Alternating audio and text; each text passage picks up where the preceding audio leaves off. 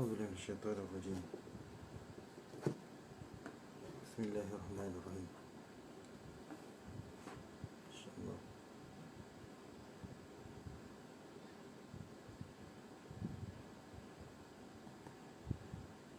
أهلا أهلا أهلا.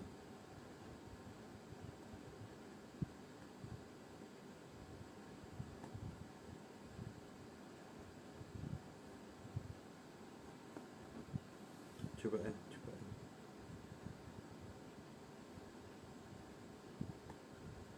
Yang dekat Facebook dengar tak?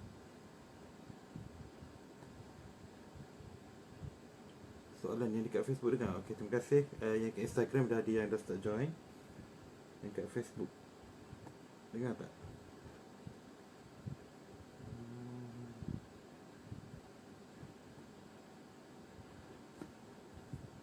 Okey.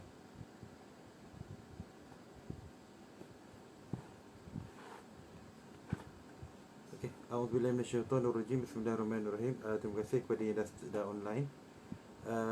Jazakumullah katsiran khairal jazak. Kepada di Instagram dengar insya-Allah. Dekat ni dengar. Dekat Facebook tak tahu lagi. Yang kat Facebook dengar ke? Jelas ke kat Facebook? Kan? Kalau kita ni kita tanya je kan. Kereta teknikal baru kita boleh jalan laju sikit. Okey. Terima kasih kepada yang dah online. Zat, Nizam dan Najwa. Yang kat Facebook saya tak pasti dengar ke tak. Sebab takut nanti mic problem ke apa. Okey, kepada yang dah online, okey jelas, alhamdulillah, terima kasih Kutina Zura. Okey, kepada yang dah online, dah ni boleh sementara tunggu orang lain online. Oh dah cukup dah 3 orang, 3. Boleh ambil mushaf, kita sama-sama tadabbur surah At-Takasur insya-Allah pada malam ini. Kalau ada mushaf tu ada terjemahan lebih baik insya-Allah. A'udzubillahi minasyaitonirrajim. Kita mula dengan bacaan surah At-Takasur. A'udzubillahi minasyaitonirrajim. Bismillahirrahmanirrahim. Alhaakumut takasur hatta zurtumul maqabir. Kalla sawfa ta'lamun. Thumma kalla sawfa ta'lamun. Kalla law ta'lamuna 'ilmal yaqin latarawunnal jahim. Thumma latarawunnaha 'aynal yaqin. ثم لتسألن يومئذ عن النعيم. Alhamdulillah, sadaqallahul azim. Baik, surah At-Takasur ini dia ada 3 tema yang paling pokok dalam surah At-Takasur. Dia akan bertanya kepada kita soalan yang paling basic kepada seorang manusia. Kita hidup ini, apa erti kebahagiaan bagi diri kita? Mana bila kita kata kita ni bahagia, sebenarnya bila kita bahagia, apa yang kita ada? Ini soalan paling basic.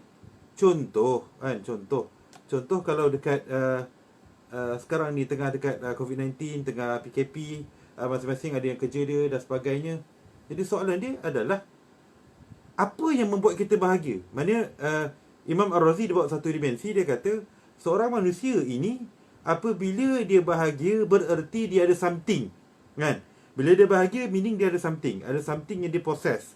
Ada something yang dia ada. Jadi bila kita bahagia, apa sebenarnya benda yang kita ada? Kan? Apa sebenarnya benda yang kita ada?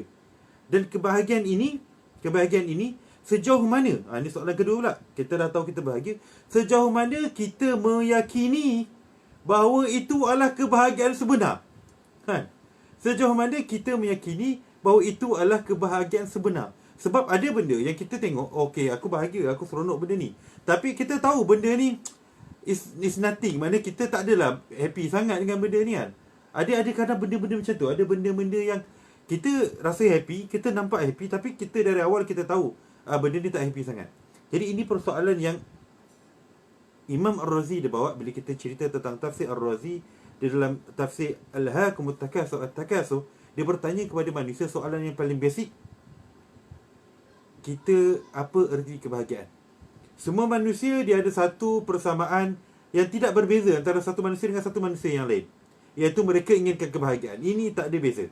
Cuma the definition of happiness differs between one person to another person. Mana seorang ni dia mungkin dia nampak kebahagiaan tu dalam rupa begini, sebahagian ni mungkin dia nampak kebahagiaan tu rupa begini. Ada orang dia nampak bahagia tu bila dia bersama dengan anak-anak dia. Ada orang dia nampak bahagia tu bila dia bersama dengan ibu dia. Ada orang dia nampak bahagia bila dia ada duit yang banyak. Ada orang dia nampak bahagia apabila dia ada ilmu yang banyak. Ada orang dia bahagia bila dia dapat ibadah yang banyak. Baik, mungkin jawapan skema kita kata bahagia bila bersama Allah SWT. Itu skema. Tetapi Imam Ar-Razi dia bedah siasat, dia bedah lagi, potong lagi, bersama Allah tu macam mana erti kebahagiaan tu dan macam mana kita memahami kebahagiaan itu. Baik, nak faham tu dia daripada dua ayat saja, dua perkataan saja. Alhaakumut takasur. Alhaakumut takasur. Allah kata celakalah kepada mereka yang takasur. Takasur ni kalau tengok terjemahan dia terus panjang-panjangkan. Tetapi terjemahan yang paling tepat bila tengok dalam Zamakhsyari, dia kata at-takasur ni berarti adalah dia merasa seronok dengan banyaknya perkara yang ada. Mana keseronokan dia adalah pada banyak. Itu yang cela tu. Mana kecelaan tu adalah keseronokan bila banyak, bukan kepada spesifik satu-satu perkara. Malah kalau tengok mereka yang seronok dengan kefakiran, kan? Ada kata seronok sebab banyak harta. Ada setengah tu seronok sebab apa? Tak ada harta, tak ada benda nak kena buat. Ini berlaku krisis dekat US, kan? Macam mana orang homeless, bila ditanya kepada orang homeless, kenapa you tak nak cari kerja? Kenapa you tak nak back to the workforce dan sebagainya? Kenapa tak nak cari rumah? Dia kata tak nak, sini dah selesa. Sekarang dah selesa, boleh dapat anak, boleh dapat makan free, boleh jalan-jalan ikut dia. Dia rasa happy dah. Maka dengan miskin tu pun dia rasa bahagia. Tetapi adakah itu yang Allah nak? Ataupun seorang yang banyak harta, kan? Atau macam mana? Jadi dekat sini Alhaakumut takasur ini cukup menarik, cukup mendalam untuk kalau kita perhatikan, untuk kalau kita hayati bersama tentang at-takasur. Jadi dekat sini Imam Ar-Razi dia bawa satu syarahan yang cukup cantik. Dia kata perasaan banyak ini, kan? Bila kita bahagia bererti kita ada something yang banyak. Itu dulu. Mana at-takasur ni adalah manusia ni dia akan mengumpul benda, kan? Manusia dalam sepanjang hidup dia akan mengumpul benda. Tak kisahlah dia nak kumpul harta ke apa, tapi by the end of his life or her life, kan, by the end of the life of a human being, dia akan mengumpul benda sepanjang perjalanan dia. Malah kan, sebenarnya ayat ni dia cerita manusia dalam mencari kebahagiaan, dalam menuju, dia tahu dia akan mati, dia tahu dia akan pergi satu destinasi. Sepanjang di jalan itu sebenarnya dia mengumpul benda. Dia tengah mengumpul benda sepanjang perjalanan tu. Jadi bila dia tengah mengumpul tu, kan, dekat situ dah ditimbulkan persoalan apa yang dikumpul, kan. Kebiasaannya dia akan kumpul perkara yang memberikan dia kebahagiaan. Ini straightforward. Dia hanya akan mengumpulkan perkara yang membuatkan dia bahagia.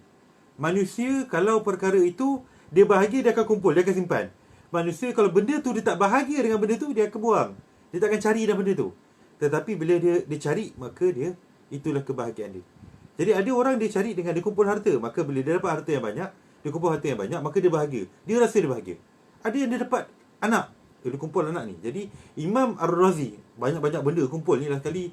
Imam Ar-Razi kata manusia kumpul banyak mana pun dia hanya boleh kumpul 3 benda je, 3 jenis. 3 jenis benda je. Pertama, kan, dia mengumpulkan perkara berkaitan jiwa dia. Kan? Pertama dia mengumpul perkara berkaitan jiwa dia. Bererti perkara yang di dalam, kan, dalam jiwa dia. Contoh dia mengumpul ilmu, maka ilmu dia makin banyak sepanjang hidup dia. Maka kita tengok orang begini sampai at the end of his life or her life, dia jadi profesor anjung lah, dia jadi profesor itu, dia banyak baca buku dan sebagainya. Pertama ilmu, nafs, diri ni ilmu tentang akhlak, tentang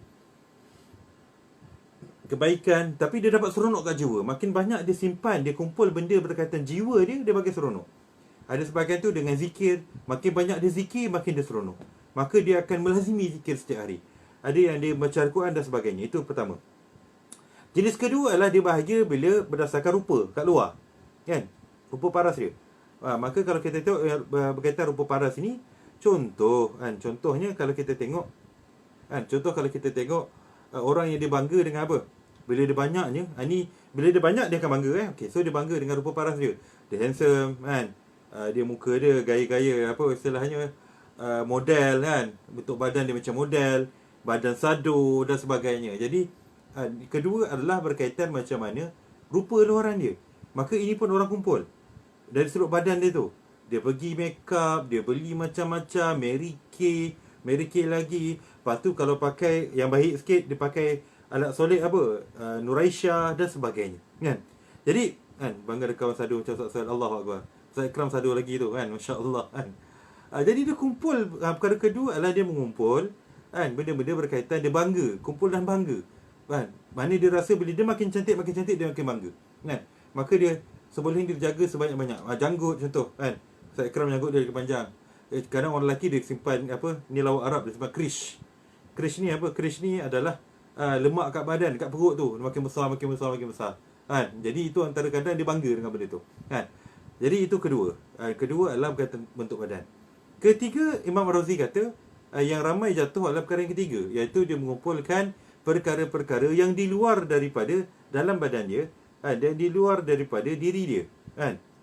Mana bukan berkaitan dengan badan dia dan bukan berkaitan dengan dalam badan dia, dan bukan berkaitan dengan jiwa dia, dan bukan berkaitan dengan rupa paras dia, tetapi adalah perkara di luar daripada dua perkara ini, iaitu dia mengumpulkan harta, dia mengumpulkan anak-anak, dia mengumpulkan rumah, dia mengumpulkan kereta. Zuyinan nas hubbus syahwat minan nisa' wal banin wal qanatir muqantarat min az-zahabi wal fiddati wal khayl al musawwamati wal an'am wal hars. Maka dia hubbus syahwat minan nisa', dia kumpul wanita, wal qanatir ataupun kuda-kuda, qanatir min az-zahab kan, emas, perak kan. Jadi dia kumpul semua benda ni, dia kumpul semua perkara ini, dan dia bangga dengan banyaknya perkara ini di dalam hidup dia kan? Di dalam hidup dia. Kalau kita tengok hari ni, kita nampak macam mana orang kumpul emas dan sebagainya. Okey. Habis Alhaakum At-Takasur ini kan, Allah bagi sentap. Kenapa? Allah bagi sentap sebab kita kadang kita memang kumpul, betul tak? Tambah bila kita dah PKP ni, macam-macam bantuan dapat, memang kita buat calculation. Kita buat calculation berapa banyak kita boleh dapat kan. Katalah tolak hutang yang kena bayar, hutang kereta dengan rumah 1,200 sebulan, contoh 2,000 sebulan lah, 1,400 sebulan, tolak selama 6 bulan kan, 1,500 senang kira lah, 1,500 darab 6 kan, sama dengan 7,500 dalam 6 bulan dapat 7,500. Dah 7,500, lepas tu dapat keluarkan EPF 500 dengan pasangan 1,000 kan, 7,500, 1,000 darab 12,000 dengan 7,500 dapat berapa? 19,500. Wow kan, dapat 19,500. Nampak seronoknya mengumpul kan. Dia mengumpul ni, kita mengumpul apa yang ada, dan kita kadang-kadang kita kira apa yang kita boleh kumpul. Itu adalah nafsu at-takasur tu. Okey. Habis kat nafsu at-takasur tu, Allah timbulkan persoalan sebenarnya. Boleh tak boleh kumpul ni? Elok tak elok kita kumpul banyak-banyak ni? Yalah, baik kumpul daripada tak kumpul, betul tak? Baik kumpul daripada pakai semua. Ke macam mana? Kan? Jadi dekat sini Allah bagi sentap. Alhaakum At-Takasur, Allah terus kata hatta zurtumul maqabir. Hatta zurtumul maqabir, sampai kamu masuk ke dalam kubur. Kau nak kumpul sampai mana? Sampai masuk kubur ke macam mana? Nampak? Allah bagi sentap habis. Hatta zurtumul maqabir, sampai kau nak masuk kubur atau macam mana? Cukup menarik hatta zurtumul maqabir ini kan. Kalau tengok tafsir semua dia konsisten, sebab Alhaakum At-Takasur tu Allah cela. Allah cela kepada mereka yang kumpul untuk dunia. Sebab apa? Sebab dalam kubur akhirnya tak akan ada manfaat. Tetapi kalau kumpul untuk manfaat di dalam kubur, itu Allah tidak cela. Allah ikat kat situ kan. Sebab itu setengah orang, macam saya sebut 3 hari lepas kan, Imam Bukhari Al-Kailani dia kata, kalaulah kau mampu infak, kau mampu untuk sedekah lebih banyak daripada apa yang kau pakai, apa yang kau perlukan, maka itu adalah yang terbaik di sisi Islam kan. Yang mana kita tak pernah terfikir macam tu, tetapi para sahabat dahulu dari awal dia kerja, dia dah fikir macam tu. Para salafus salih dan tabi'in dari mula dia kerja, dia fikir macam tu. Sebab dia dah embedded diri dia dengan ayat Al-Quran, dia faham itulah kerangka dia. Tapi kita tidak. Maka kita macam nak kumpul, akhirnya nak bawa ke mana kan? Dan kalau kita tengok isu kumpul harta ni, kadang kita ada istilah adalah jadi 7 keturunan pun tak habis. Maknanya dia nak belanja tahu mana kan. Kalau dah 1 bilion tu kan, bayangkan EPF meletakkan simpanan minimum adalah 150,000 tak silap, simpanan minimum. Simpanan minimum ni untuk kekal hidup dalam tempoh 25 tahun tak silap selepas ni. Mana 50,000 dah cukup dah. Sebenarnya cukup makan. Mungkin 100,000, mungkin 200,000 dah cukup. Malah simpanan yang selesa dah setengah juta lah. Jadi orang yang ada simpanan lebih setengah juta ni nak belanja taruh mana kan? Mana bila dia dah mati tu memang tak boleh pakai dah duit tu kan? Jadi dekat sini ada sisi pandang adalah sejauh mana kita nak ni. Dalam erti kata lain, kalau kita niat kita kumpul untuk diri kita, memang dari awal lagi Allah dah perli habis dah. Kau nak bawa mana harta-harta tu? Kan? Tetapi kalau niat kita untuk orang lain, kita kumpul itu untuk anak kita contoh, itu tak termasuk dalam apa yang diceritakan dalam ayat ini. Kan? Sebab dalam hadis yang lain dia tak akan kontradik ayat Quran dengan hadis. Hadis yang lain, sedekah terbaik adalah bila Nabi bersembang dengan Khalid Al-Walid untuk apa? Untuk dia nak mewasiatkan harta dia untuk fisabilillah. Kan? Wasulusu kasir, Nabi kata 1/3 tu dah banyak dah. Maka kau kena tinggalkan harta untuk anak kau. Malah hadis yang lain adalah mereka yang meninggalkan anak dia dalam keadaan cukup makan dia lebih baik daripada mereka yang tinggalkan anak dia dalam keadaan fakir. Mana kita ni kumpul duit tu untuk anak-anak kita. Itu dalam syariat, itu dalam sunnah. Kan? Tetapi untuk diri kita, itu adalah alhaakumut takasur. Itu adalah perkara yang Allah cela. Untuk apa kita bahagia dengan banyaknya perkara ini? Sedangkan jiwa kita tidak bahagia. Jiwa kita sikit. Harta banyak, dunia banyak. Tetapi dalam jiwa kita, ilmu kita begitu sedikit. Kan? Ibadah kita sikit. Tilawah Quran kita sikit. Semua sikit. Akhlak kita pun rendah sedikit. Kan? Kesabaran kita rendah. Tengah PKP dah hilang sabar, dah tak boleh nak sabar. Keredaan kita kepada Allah rendah, tawakal kita kepada Allah rendah. Jadi ini semua kekayaan dan kebahagiaan yang kita tidak capai apabila kita memberi fokus kepada benda-benda yang keduniaan yang lain. Kan Nabi bersabda kan, man kana dunya akbar bahasa Melayu ni terus, sesiapa yang menjadikan dunia sebagai benda yang betul-betul dia kejar nak kejar, maka Allah akan ja'ala faqra baina ainai. Dia akan nampak kefakiran di antara dua mata dia. Setiap benda rasa tak cukup, setiap benda rasa tak cukup, setiap benda rasa tak cukup. Lepas tu dia akan datang dunia kepada dia, dunia akan datang kepada dia dalam keadaan apa? Dunia akan datang kepada dia dalam keadaan apa yang Allah bagi pada dia je, sikit je. Tetapi siapa yang jadikan akhirat sebagai siapa yang menjadikan akhirat sebagai akbar dia menjadikan akhirat sebagai dia punya tumpuan fokus, keinginan dia paling tinggi, maka dunia akan datang bergolek-golek kat dia. Dunia akan datang berkejar-kejar kat dia. Orang ramai walaupun dia tak nak.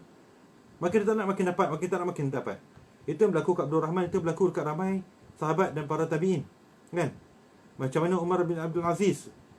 Dia dah keadaan yang sangat miskin. Bila nak wasiat, ada satu peti. Bila dia dah meninggal, nak tengok apa harta Umar Abdul Aziz, Khalifah. Ada satu peti kat rumah dia, buka, tak ada harta. Ada apa? Ada jubah yang buruk. Dengan ada satu lagi tali pinggang tak silap. Jadi itu je kat anak dia. Tapi akhirnya anak dia dapat harta-harta, harta-harta yang banyak. Anak-anak dia jadi kaya, cukup makan dan sebagainya. Itu nanti cerita lain. Tapi poin dia, banyak benda akhirnya kita ni hanya akan dapat bila kita, bila kita memberikan fokus kepada perkara yang lebih utama. Allah akan bagi kita dunia dengan berlari, dengan keadaan yang kita tak sangka. Ini benda yang tak logik. Tak logik dari sudut undang-undang law of attraction. Law of attraction kata apa? Makin kita fikir dunia, makin kita akan dapat dunia. Kalau kita nak kereta mewah, kita kena fikir kereta tu setiap masa. Kena tampal kereta tu dekat dinding rumah kita. Screen saver letak gambar kereta tu. Letak target, kita nak kumpul banyak mana. Letak target. Fikir nak target tu. Jadi lepas tu dia selit sikit. Lepas tu sedekah sikit. Tak. Islam tak. Dia bukan macam tu. Dia letak benda tu, dia letak untuk target tu adalah target dari sudut macam mana dia mengumpul untuk umat Islam, macam mana dia mengumpul untuk anak-anak dia, dan untuk tujuan-tujuan yang diberkati. Tetapi itu adalah harta. Apa target kita? Untuk harta ni kita straightforward je, semua ada target. Tapi untuk jiwa, untuk ilmu, apa target kita? Kita bayangkan, mungkin ada sebahagian dah kerja 5 tahun, 7 tahun. Apa target kita ilmu akhirat dalam tempoh 7 tahun tu? Tak ada. So 7 tahun kita rugi, tak ada ilmu akhirat kita bertambah. Rugi, sayang. Dulu masa sekolah boleh jadi ada orang letakkan. Ada orang letakkan kita belajar sekian. Masuk universiti boleh jadi ada orang letakkan. Kalau kita belajar benda agama, kalau kita tak belajar agama, belajar engineering semua, pun sama juga, dah tak ada dah. Betul tak? Kita tak mengumpul pun ilmu berkaitan akhirat. Kita tak mengumpul perkara berkaitan akhirat. Okey, jom kita akhir. Okey. Jadi kita tak mengumpul pun perkara berkaitan akhirat. Jadi ini semua, akhir sekali bila kita dah besar macam ni, ya Allah, berapa banyak benda akhirnya kita tidak pun melakukan perkara untuk akhirat. Jadi ini antara at-takasur ini. Kita kumpul sepanjang perjalanan hidup kita. Apa yang kita kumpul? Sekarang umur dah 30, 20 lebih. Apa yang kita kumpul sebahagian tu? Kalau kita mati tengah jalan, kita nak bawa masuk kubur, apa yang kita boleh bawa? Itu Allah kata, kan, hatta zurtumul maqabir. Nampak? Takut? Kan, takut, kan? Seterusnya Allah bawa kepada hatta zurtumul maqabir, kalla sawfa ta'lamun, summa kalla sawfa ta'lamun. Kan? Allah kata ada ilmu yang kita tak tahu kat sini. Kan? Engkau akan tahu, Allah kata. Dan engkau akan tahu, pasti akan tahu. Kan? Kalau sawfa ta'lamun, summa kalla sawfa ta'lamun, kamu akan tahu dan kamu pasti akan tahu. Maknanya Allah kata kita apa? Ada benda yang kamu jahil ni. Jahil tentang apa? Summa kalla sawfa ta'lamun. Kan? Kalla law ta'lamuna ilmal yaqin. Kalau kamu ada ilmu yakin, nampak? Allah terus kata sebenarnya kita tak kumpul ilmu. Kan? Kalau hijab kan? Maaf.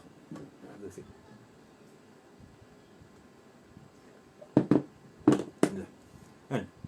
Kalla law ta'lamuna ilmal yaqin. Allah kata, kalau kau tahu, kan, dengan ilmu untuk yakin, kan, apa akan jadi? Mana kalau kita kumpul ilmu tu, yang kita kumpul tu bukan harta, tapi kita kumpul ilmu, apa akan jadi? Apa akan jadi? Kan? Selama ni kita kumpul harta, kita tahu apa jadi, kan? Kita jadi kaya. Tapi kalau mati, tak tahu jadi apa. Betul tak? Kan? Dengan harta tu. Kan? Jadi, kalau ta'lamuna ilmal yakin, kalau kita, sepanjang yang kita kumpul hidup kita ni, kita kumpul ilmu, maka apa yang kita akan dapat? Ilmu yang betul-betul ilmu ni. Ilmu yakin ni. Allah kata, la tarawunnal jahim. Ya Allah, kamu akan boleh nampak api neraka. Hush. Kat sini ulama khilaf. Imam Razi bawa khilaf ni. Nampak tu macam mana? Nampak betul-betul mata ke? Nampak dalam akli ke? Secara akal ke? Atau nampak dengan mata? Nampak secara akal ke? Nampak dengan mata? Kalau tengok tafsir Isyari, tafsir Isyari, kalau tengok dalam apa, mereka yang mengamalkan tasawuf, yang apa, bergelumang dengan alam ghaib, dia kata nampak kat mata. Dapat kat ilmu tu, akhirnya Allah buka hijab, boleh nampak neraka. Ayat ni. La tarunal jahim. Kamu boleh nampak neraka. Tetapi Ar-Razi dia bawa penafsiran, dia kata pintu pada ghaib, mafatul ghaib, kan, dia kata akhirnya kita menampak neraka tu, kita boleh memahami neraka dan memahami ketakutan api neraka. Memahami ketakutan api neraka. Sekarang ni bila kita sebut api neraka, kita tak takut. Kita tak rasa apa pun neraka. Tak rasa apa pun. Tapi la tarawunnal jahim, macam tak nampak neraka tu. Kerana apa kita tak nampak? Ilmu tentang neraka tu tak cukup mendalam. Ilmu tentang agama tak cukup mendalam. Ilmu tentang tak cukup mendalam, maka neraka tu tak nampak pun. Tak rasa, tak ada pun rasa takut neraka, tak ada pun rasa macam neraka ni adalah something yang benar, yang boleh jadi kita kena. Dan kalau kita kena, neraka ni akan cukup sakit. Cukup sakit, cukup sengsara. Sebab ilmu kita neraka tak cukup kuat. Jadi, first kali adalah tahap keyakinan yang Allah bawa sini adalah ilmu yakin. Dengan ilmu, kita dah boleh macam nampak depan mata. Contoh, kan, kita sekarang ni buka Google, buka ni semua, kan, kita tengok tentang Mekah. Ana tak pernah sampai Mekah, kan. Saudi pernah, Mekah tak sampai, kan. Sampai Mekah tengok Kaabah semua, oi. Tengok Kaabah tu kita tak tengok depan mata pun. Tapi kita yakin tak? Kita baca, kita tengok, kita yakin. Dan kita dapat ilmu tentang Kaabah, kita yakin. Betul tak? Ilmu yakin macam kita nampak depan mata. La tarawunnal jahim, macam kita nampak. Jadi itu juga ilmu tentang api neraka. Kalau cerita tentang api, siapa sini tak boleh bayang api? Semua boleh bayang. Cuma api yang berwarna hitam. Dengan imajinasi kita fikir macam mana api tu warna hitam. Ya Allah, takutnya api warna hitam, kan? Mana api tu tak nampak, dah gelap. Dengan keadaan gelap kena bakar. Uish.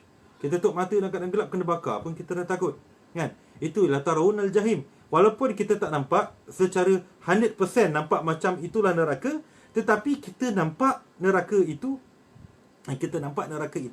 dengan mungkin 20%, mungkin 10%, mungkin 1%. Tetapi kita makin nampak. La tarawunnal jahim.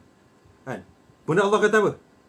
Kalau tak nampak tu, takut apa? Summa la tarawunnaha ainal yaqin. Kalau kamu tak nampak dengan ilmu, takut nanti dekat akhirat nanti kau akan nampak depan-depan. Summa la tarawunnaha ainul yaqin. Lepas ilmu yakin, dia pergi kepada ainul yaqin. Ada benda tu kita yakin bila apa? Ada ilmu tentang benda tu. Tapi kita bertambah yakin bila apa? Bila kita nampak perkara tersebut. Summa la tarawunnaha ainul yaqin. Maka kita nampak dengan mata kita. Sekarang ni nampak tak neraka? Tak nampak. Jadi ada satu mazhab irfan, kan. Mazhab ni dia ada banyak spektrum dia. ada kebanyakan spektrum tu sesat, ada sebahagian tu betul. Kan, yang betulnya adalah dalam ihsan. Kan, ihsan ni maksudnya apa? Anta'budallaha ka'annaka tarah fa illam takun tarah fa innahu yarak. Mana bila kita nampak Allah, kita ibadah macam nampak Allah depan kita. Kan? Jadi ihsan ni sebenarnya banyak Allah menggunakan perkataan tentang nampak. Kan? Konsep ihsan ni adalah kita nampak perkara ghaib. Dan nampak perkara ghaib ni adalah berdasarkan ilmu ghaib. Ilmu tentang perkara ghaib. Makin kita memahami ilmu ghaib dengan ilmu zahir, makin kita faham ilmu zahir, makin kita faham ilmu ghaib, gabung dua kita makin nampak perkara ghaib. Kan? Jadi makin nampak, makin jelas. Dan maka dekat situ kita akan la tarawna al-jahim. Kita macam seolah nampak api neraka. Bila kita buat maksiat, rasa macam kena bakar, rasa macam nampak api neraka. Kan? Susah nak cerita macam ni. Macam itulah kan. Dan kalau kita tak nampak macam tu, kan? Summa la tarawnaha 'ainal yakin. Kita akan nampak depan-depan. Risau bila nampak depan-depan. Kenapa takut-takut nampak depan-depan? Sebabkan kita akan masuk api neraka ke akhirat. Tetapi kat sini ada pandangan dalam ilmu laduni. Dia kata kalaulah seorang itu beramal dengan satu amalan dengan ilmu tu, dia dapat ilmu dari Allah SWT, maka terbuka hijab, dia boleh nampak api neraka. Macam kisah-kisah para wali dan sebagainya. Kan? Seperti mana Nabi Muhammad nampak api neraka ketika Isra' dan Mi'raj. Kan? Jadi Nabi nampak. Tapi kita hari nampak tak nampak, wallahu alam. Wallahu alam, ada yang ambil dalil daripada ayat Quran ini secara umum. Tetapi ada yang kata benda ni adalah benda atas Allah SWT. Allah Maha Kuasa boleh nampakkan apa sahaja. Kan? Mana dia pakai kepada umum perkara macam tu je. Summa la tarawna ayna lakin summa la tus'alunna yawma idzin 'anin na'im. Ni last. Ayat last. Allah kata, kalau kita tak nampak, kita takut kita jadi dalam isu api neraka ni. Kita takut kita jadi last sekali. Akhirnya bila kita dah semua la tus'alunna yawma idzin 'anin na'im. Yang mana dia dah masuk api neraka, hakul yakin. Dia dah rasa sendiri api neraka. Bila dia rasa api neraka, maka dia hakul yakin. Itulah sebenar-benar keyakinan. Sebab dah rasa. Kan? Jadi ada 3 martabat, ingat. Ilmu yakin, ainul yakin, hakul yakin. Contoh, kita cerita tentang kambing bakar Medan Gish. Kalau siapa tahu kat sini, Ustaz Ikram tahu kambing bakar Medan Gish. Kambing bakar Medan Gish ni adalah kambing bakar yang paling sedap kat Mesir. Kan? Salah satu yang paling sedap kat Mesir. Dan antara yang paling sedap dekat dunia. Kenapa? Dia bakar kambing tu, dia balut kambing tu dengan lemak dulu. Kan? Kemudian dia bakar tu, dia pastikan kambing tu adalah anak kambing dan bukan kambing yang dah besar. Jadi kambing itu dia bakar dengan lembut. Dan bila dia bakar atas harang tu, lemak kambing itu cair jatuh ke atas harang. Kemudian bila jatuh ke atas harang, asap tu yang daripada bakar tu, dia memang asap yang dia keluar tu bau asap macam lemak kambing terbakar. Kita masuk je kedai tu, tak masuk dari luar, kita dah bernafsu dah. Bergelojak perut kita. Sebab apa? Sebab kita dah bau. Dia punya bau kambing bakar dia tu. Oi, dah mengalir dah air liur, kecuh air liur dah. Dah masuk tu kita nampak bau dia pula. Allahu Akbar. Kan? Kita minta 0,5 kilo contoh, dia bawa dengan dia pastikan portion setiap kali kambing yang dia bakar tu lebih kurang portion ni 3/4 daging, 1/4 lemak. Dan lemak dia tu, bila kita makan lemak dengan daging tu, tak dapat beza. Sama lembut. Kita kunyah tu sama lembut macam wagyu. Bukan macam wagyu, macam jelly. Kan? Kalau kena zaman ada kena waktu-waktu yang ni, dia macam bukan macam jelly tu, dia macam agar-agar, dia macam lembut. Kita kunyah tu macam cair lemak dia tu macam agar-agar. Kunyah, rasa gigit sekali gigit tu, rasa kambing tu kembang dalam mulut. Kan? Rasa kambing tu kembang dalam mulut. Oh, sedap tu. Kan? Itu bila saya cerita kat semua, itu adalah ilmu yakin. Semua nampak dengan yakin, oh mana ada kambing yang sedap. Kan? Malah ada salah seorang tetamu yang datang kat Mesir, dia kata daging kambing situ lagi sedap dari wagyu. Kan? Lagi sedap dari wagyu.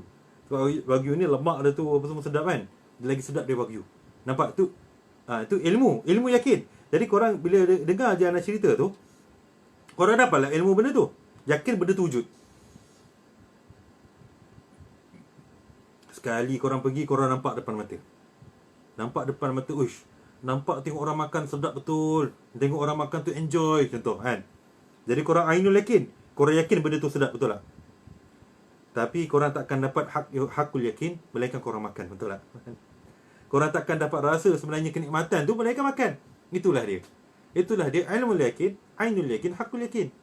Kan contoh macam Malaysia. Kan Malaysia kan kita duduk sekarang kat Kajang. Adanya apa, contoh kat Kajang ada Roblox. Ada orang kata wah ada kot Roblox kan. Tapi kita baca dia kata wah ada Roblox, viral. PKP kan. Wah ada Roblox dekat sekian. So kita dapat ilmu yakin ada Roblox. Ada kot kan. Kita yakin ilmu tu ada Roblox. Sekali kita jalan, kita nampak depan ada kereta kumpul. Oh ni Ainul Yakin ni kan. Ainul Yakin ni kenapa kita nampak dah. Sampai kat Roblox tu kena sekat. Oh Roblox kan. Itu dah hakul yakin, kau kena sendiri.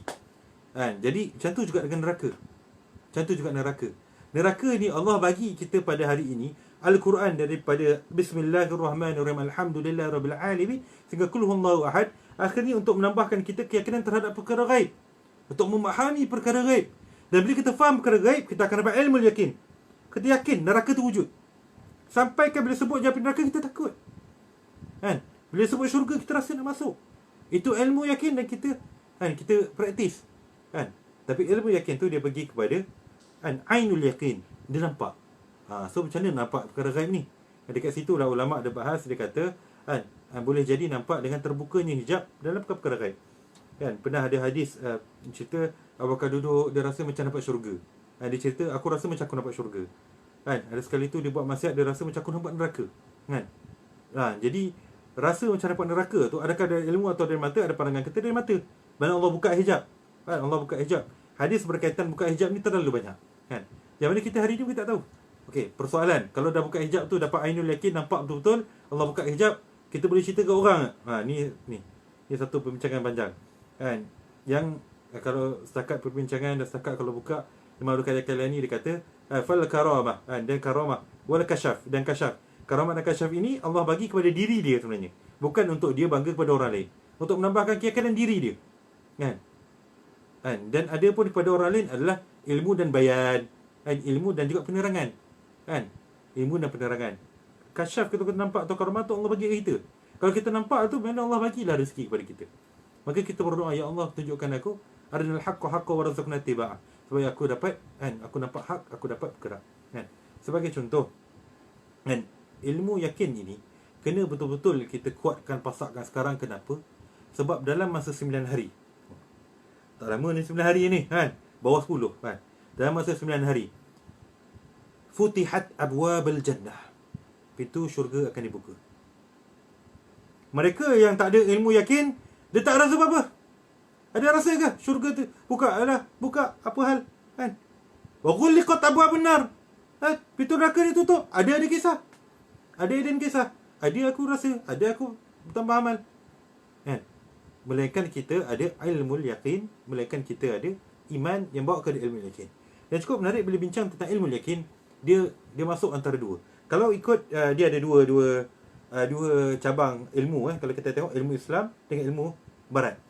Dalam ilmu Islam dia akan dapat tu dengan kesepaduan di antara ilmu tersebut dengan tauhid. Tauhid iaitu iman kita kepada Allah. Makin iman kita kepada Allah makin tinggi, maka ilmu itu akan bermanfaat. Contoh, bila kita makin beriman kepada Allah, maka bila kita belajar tentang api neraka, kita akan lebih bermanfaat kepada kita.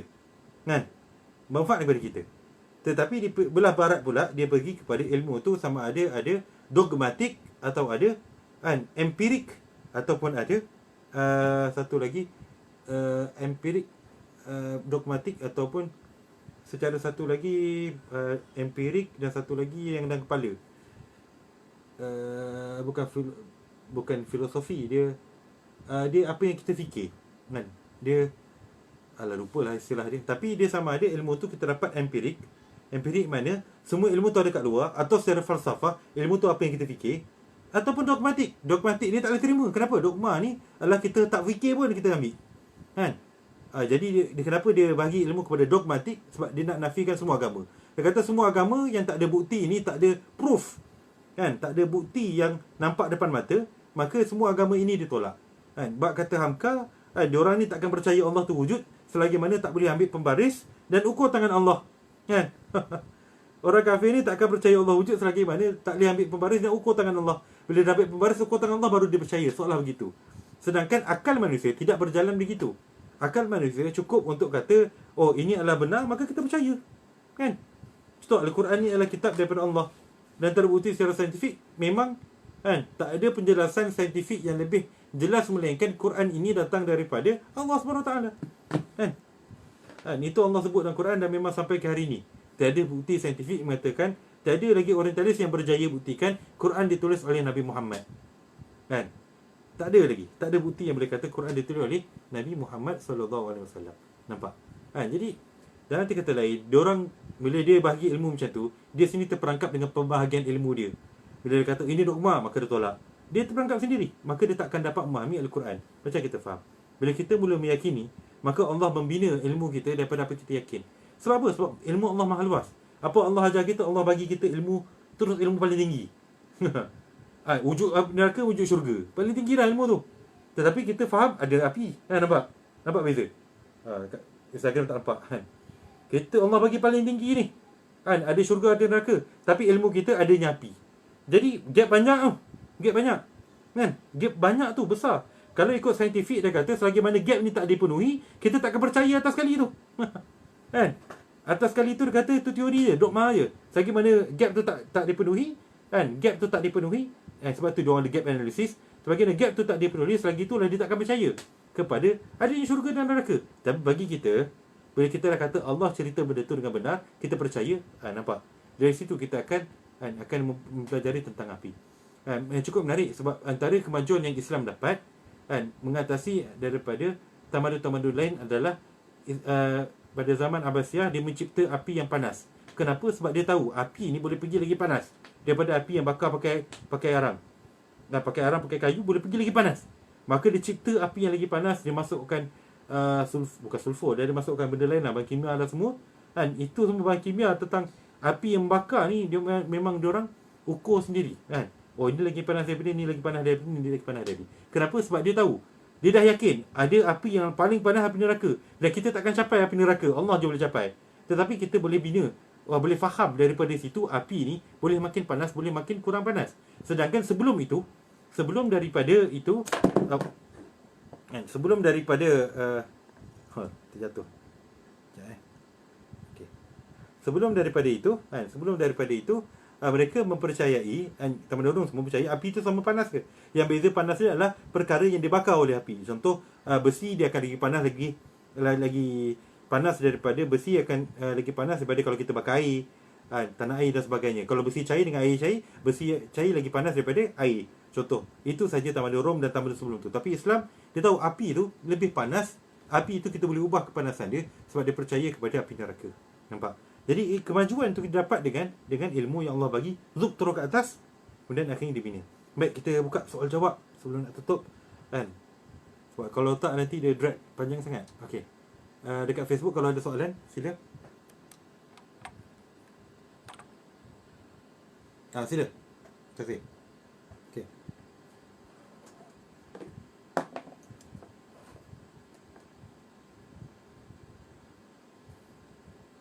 Okey. Okey.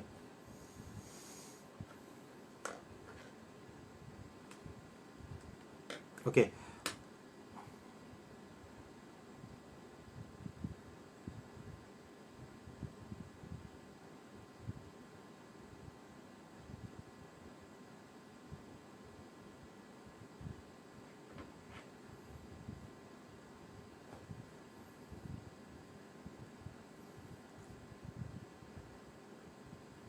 Okey.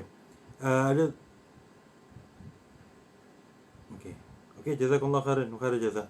Baik, dalam Instagram Muntasir ada bertanya soalan. Ni penerangan kat Facebook Ada bertanya soalan tentang lapang sebelum sempit. Lapang sebelum sempit. Baik. Jadi lapang sebelum sempit ini dan ada satu kata-kata utara hadis. Kata-kata kedua adalah Umar Al-Khattab kata hammuka ala qadri ma ahammak. Kau kena penuhkan mana hidup ni dia sentiasa penuh, dia takkan ada masa kosong. Sama ada kita penuh untuk kebaikan atau penuh untuk keburukan. Betul. So macam nak gabung antara dua kefahaman. Baik, sebenarnya kalau tengok lapang sebelum sempit dan juga ni dia adalah dua perkara yang sama. Bererti kalau kita kata lapang sebelum sempit, memang kita akan ada saat-saat kita lapang. Tapi masa lapang pun akhirnya dia akan dipenuhi. Nampak? Dia akan dipenuhi. Dan kalau kita tak penuhi terus dengan apa perkara yang penting, dia akan terus dipenuhi oleh perkara yang ni. Jadi dia macam timing, macam sequence tau. Kan? Lapang sebelum sempit. Mana bila lapang tu, agak sekejap je lapang tu. Lapang tu sekejap je sebenarnya. Kan? Macam mana hidup sebelum mati, hidup tu sekejap je. Sebelum mati, sekejap. Kan? Hadis tu cerita tentang benda yang sekejap berlaku. Kan? Jadi sama juga. Mana kalau kita lapang sebelum sempit, bila kita lapang je, sekejap je lagi, tak lama nanti kita akan sempit. Kita akan ada banyak benda nak kena buat. Sebab tu buat ada lapang je, terus buat. Kan? Contoh macam malam ni kan, kena fix masuk buat live. Kalau saya tak buat live, saya akan buat benda lain. Kan? Sedangkan live dalam masa sejam, setengah jam ke sejam je. Kan? Setengah jam ke sejam. Saya tak buat ni je, sesudah hilang lah sejam. Apa saya buat? Tak tahu, betul tak? Kan? Itu nampak tak? Dia akan hilang satu je. Kan? Bila hilang tu, kita dah sempit dah. Lepas tu baru kita nak buat benda yang susah. Baru kita nak buat benda yang kita target nak buat. Lala tak jadi lah. Apa pun tak jadi. Kan? Sebab itu, kita kena letak kita yang menyusun masa, bukan masa menyusun kita. Kalau masa menyusun kita, kita biar je masa berjalan. Sedar-sedar masuk kubur. Sesedar terkumpul apa yang kumpul, maka dia ada satu tau. Al-Hakum Takasur ni. Benda yang paling kita suka, yang paling kita nikmati adalah kerehatan. Kan? Jadi kalau tengok masa kita daripada kecil sampai ke besar, kita banyak penuh dengan apa? Penuh dengan rehat. Kan? Kita kumpul apa? Kumpul rehat. Kan? Kumpul rehat. Tak tidur, tengok hiburan. Tak tengok hiburan, bermalas-malasan. Scroll Facebook tanpa tujuan. Scroll. Kan? Baca tulisan-tulisan WhatsApp yang panjang-panjang. Kan? Walaupun di forward ke empat tempat baca benda sama. Kan? Jadi benda-benda macam ni kan. Serius, benda-benda macam ni. Benda-benda macam ni memang benda yang kita tak perasan. Sebab itu memang kita kena letak target kita nak kumpul apa. Kan? Okey, sebab Ana ada meeting lain pada malam ni, ada kursus lain. Jadi Ana tutup insya-Allah malam ni. Terima kasih Mudassir atas soalan. Terima kasih kerana sudi live sekali dengan Ana. Allah bagi kita sebenarnya hidup kita ni memang kita nak bahagia, memang Allah akan bagi kebahagiaan. Memang apa yang kita nak bahagia tu is normal. Dan memang kita ada banyak benda kita nak bahagia. Tetapi dalam banyak-banyak benda yang kita nak bahagia, Imam Ar-Razi ajar kita ada benda yang paling kita nak bahagia. Paling tinggi. Contoh, kita nak kaya, ya kaya silakan. Kita nak ilmu banyak, ya silakan. Tapi apa benda paling banyak? Apa benda paling tinggi yang kita nak? Apa benda yang paling hebat yang kita nak capai? Apa benda paling banyak yang kita nak kumpul? Mulai hari ni kita kena letak target. Inilah benda yang aku nak kena kumpul sampai aku mati. Dan inilah benda yang aku nak nak tunjuk depan Allah, supaya akhirnya nanti bila kat kubur, bukanlah ditanya harta yang banyak ni kau buat apa, tapi boleh tengok adalah perkara yang kita kumpul adalah perkara yang kita manfaatkan di dalam kubur nanti. Amal jariah contohnya. Kan? Sebab itu hatta zurtumul maqabir, salah satu syarahan dia adalah kan, bila dalam kubur apa? Empat, in qata'a amaluhu illa min salas. Terpotong amalannya kecuali daripada 3, anak yang soleh, kan, sedekah jariah, ataupun amalan sunnah yang berterusan, kan, atau ilmu bermanfaat. Ada kata 3, ada keempat. Illa min arba'an, yang keempat adalah ilmu yang bermanfaat. Jadi dalam kata lain, kalau tanya saya malam ini apa perkara yang paling apa? Paling kita nak kumpul 4 benda ni. Kumpul 4 benda ni banyak. Kan? Kumpul 4 benda ni banyak. Kumpul anak banyak, kan? Siapa dah kahwin tu, kan? Ramaikan anak insya-Allah, macam Mutasir adik-adik 7 orang, 8 orang. Mutasir berapa orang adik-adik? 7 orang. Contoh 7 orang. Jadi kita letak umat Islam memang kena anak ramai. Alamak, macam mana nak belanja apa semua? InsyaAllah rancang elok boleh lepas, kan? Boleh lepas. Saya alhamdulillah ada 5 orang anak, kan? A long way to go, baru 30 lebih, kan? Boleh pergi 10 tu, kan? Orang kata ni boleh 10 orang, kan? InsyaAllah, Allahumma amin, kan? Allahumma amin. Anak yang ramai, kan? Supaya anak tu semua anak yang soleh. Moga-moga dia rajin doakan kita. Itu yang paling manfaat, kan? Sebab tu kadang saya tengok bulan-bulan bayar 2,000 anak-anak ni sekolah. Bulan-bulan 2,000, kan? Tengok depan mata, kan? Kalau 2,000 ni boleh beli sebiji rumah, kan? Kalau hantar sekolah penguasaan. Tapi kita kata inilah pelaburan untuk biar anak kita anak soleh. Saya hantar kat sekolah yang pagi-pagi baca al-maksurat, cikgu-cikgu dia sebut anak hantar, kan? Suasana yang baik, cikgu dia ajar Quran, kan? Pagi dan petang 2 kali sesi baca Quran, masya-Allah. Jadi harapnya jadi anak yang soleh, insya-Allah, kan? Itu satu. Kedua, kita kumpul amal jariah. Ada harta, pergi ke amal jariah. Harta pergi amal jariah. Itu harta kita sebenar, kan? Imam Ar-Razi dia quote satu perkara, dia kata hakul yakin ini, ilmu yakin ini dibawa kita kepada kita nampak, kita yakin kepada hakikat yang ada kepada harta-harta kita. Selagi mana kita pakai harta tutup dunia, dia tersekat kat dunia. Kita scroll kat Shopee menjang, dia sekat kat dunia je. Apa yang kita beli kat Shopee, dia takkan boleh bawa masuk kubur. Tapi satu benda yang saya seronok beli kat Shopee, tahu kenapa? Mutasim. Sebab kat Shopee ni, dia ada rekod. Ini satu benda yang bagi saya cukup bagus beli kat Shopee. So, belilah kat Shopee. Sebab dia ada rekod. Sebelum beli barang, buka dekat tempat rekod barang yang kita pernah beli, scroll daripada barang pertama sampai hujung. Berapa banyak barang yang manfaat untuk akhirat. Allah, dia akan terus sentap. Serius, akan terus sentap. Akan terus sentak hati kita. Macam saya pun tengok Shopee saya, Allah, beli macam-macam kan. Tapi alhamdulillah ada sebahagian tu, contoh saya beli mic ni, contoh saya beli stand kamera, saya beli handphone ni, saya beli lampu, saya beli lampu lagi kan. Ada macam-macam beli tu untuk dakwah. Saya yakin inilah mungkin saham untuk akhirat kan. Habis saya pakai, moga dia kekal, anak saya pula boleh guna untuk dakwah kan. Niat macam tu contoh kan. Jadi bila kita scroll tu, kita akan tahu. Bila saya scroll tu, alhamdulillah kan, setakat ni adalah sikit yang nafsu, sikit yang tak ada, sikit yang tu kan. Tapi dia muhasabah. Dia muhasabah. Dia beza dengan kalau kita pergi shopping complex, kita dah lupa dah apa yang kita dah beli dulu. Tapi Shopee dia ingat kan. Ini satu skill yang kita kena ni. Jadi sedekah jariah, pastikan benda tu adalah sedekah jariah. Beli benda kat Shopee, beli benda yang boleh buat sedekah jariah kan. Apa salahnya beli Quran untuk anak-anak? Apa salahnya beli benda yang boleh jadi sedekah jariah kan. Itu kedua. Ketiga apa? Ilmu yang bermanfaat kan. Ilmu yang bermanfaat. Itu yang saya buat malam ni. Saya kadang fikir sebenarnya hari ni hari yang sangat penat. Kerja pun tak siap, kerja office tak siap, anak macam-macam, kena beli barang dan sebagainya. Serius. Memang sangat penat. Tadi orang rumah saya daripada hari pertama sampai hari ke-15. Hari ni hari ke-15 kan kita buat online. Sampai hari ke-14 orang rumah saya tak pernah kata abang rehat lah. Hari ni orang rumah saya kata pergilah rehat. Hari ni pun saya tak khatam tafsir Ibn Katsir dengan tafsir Al-Zilal. Saya tak sempat khatam. Saya sempat khatam tafsir Maudu'i dengan tafsir Ar-Razi je. Sebab tak sempat. Saya mula penat, saya tidur sekejap tadi kan. Sebab memang penat. Tetapi saya kata tak apalah, yang saya kata rumah saya tengok dulu. Lepas saya tengok tu Al-Haakum Takasur, terus sentap, terus segar. Terus ada kekuatan. Sebab apa? Sebab masuk kubur nak bagi apa? Kan? Sampai yang kedua je terus tersentak. Sebab apa? Ini adalah ilmu manfaat yang mana nak sumbangkan dekat ni. Kita tak tahu Facebook akan kekal sampai bila, betul tak? Kan? Entah video ni, entah 10 keturunan kita, 7 keturunan kita akan tengok kan. Cucu saya akan tengok, ni ustaz ni, atuk kamu ni tengok dulu masa muda-muda ilmu manfaat mengalir kan. Sebab tu saya kata terus motivated. Terus rasa macam inilah dia yang saya kena kumpul, kena mengajar banyak rekod kan. Okay. Itu dan juga sunnah baik, amalan yang berterusan.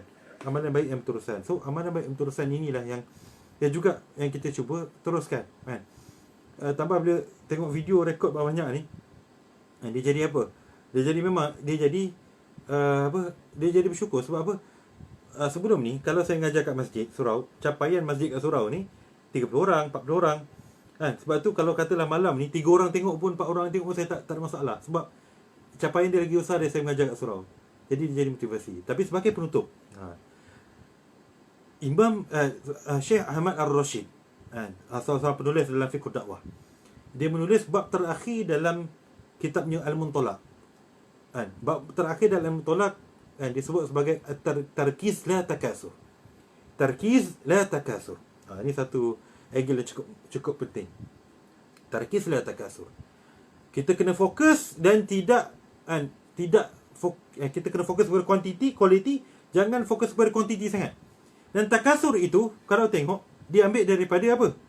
Takasur itu fokus dan jangan ni dia ambil daripada Al-Haakumut Takasur. Dia suruh ni Al-Haakumut Takasur, itu dia ambil jadi sebagai penutup kepada Muntalaq. Muntalaq ni kitab untuk kita semangat buat dakwah. Kita pergi buat dakwah, ramai mad'u, ramai anak buah usrah, ramai ni semua. Itu Muntalaq kan. Dah buat dakwah dah sekali kata tarkis la takasur. Kenapa? Sebab dia menjadikan satu kan hentakan kepada sentapan kepada para duat, para pendakwah Islam. Yang mana kadang-kadang kita seronok. Seronok sebab apa? Sebab hasil kita banyak. Kita pergi kat program jemaah ke, program surau ke, program organisasi NGO ke, program apa, ramai orang, alhamdulillah. Kita tengok figure atas kertas, ramainya orang, alhamdulillah, seronoknya.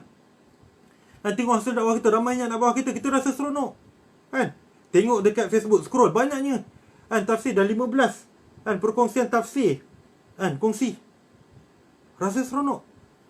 Jadi Syekh Ar-Rasyid dia tegur kita, bila kita rasa seronok, adakah kita seronok itu disebabkan hawa nafsu kita, atau seronok itu sebab bersyukur? Allahu Akbar. Satu masabah yang cukup mendalam. Sebab Al-Hakum Takasur, Allah mencela mereka yang sifat dia, nafsu dia suka benda yang banyak. Itu dia, suka benda yang banyak, berbangga dengan benda yang banyak. Bila kita tengok ahli ramai, kita bangga dengan ahli ramai. Bangga kita tu ahli ramai tu, adakah bangga tu sebab nafsu atau sebab bersyukur? Dan ini satu sentapan yang sebab kadang-kadang kita bangga ramai tu, tetapi kita tidak kan, kita tidak memberi fokus kepada pembinaan mereka. Kita tidak tengok kepada kualiti. Contoh, kalau saya rekod banyak, sekali tengok 1 sampai 15, goreng je kan, tak ada asas ilmu, tak ada apa, contoh.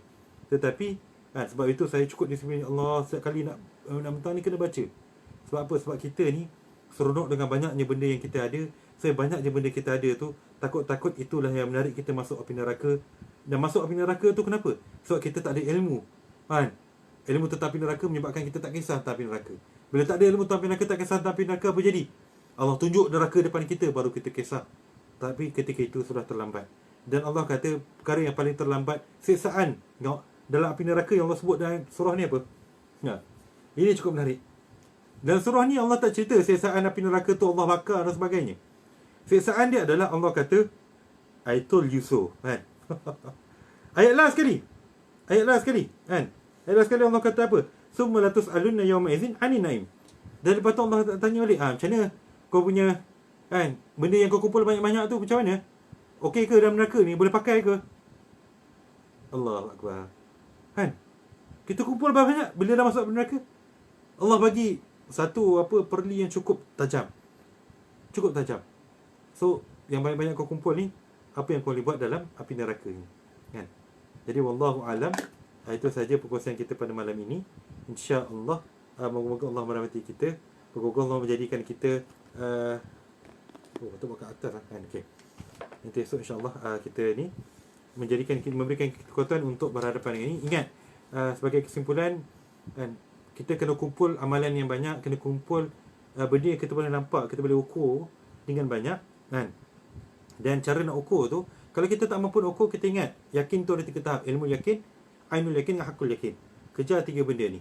Kejar 3 benda ni untuk tambah keyakinan kita tentang benarnya perkara ghaib. Bila kita yakin dengan benarnya perkara ghaib, maka amalan tu kita akan beri fokus yang lebih. Dan saya kongsi hari ni ada 4 amalan tu yang kita cuba bina, yang kita akan bawa ke kubur kan.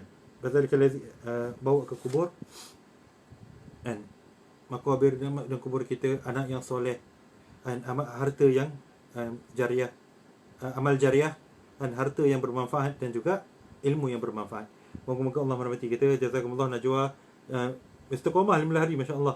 Muntasir 14 hari ada sekali miss tak silap.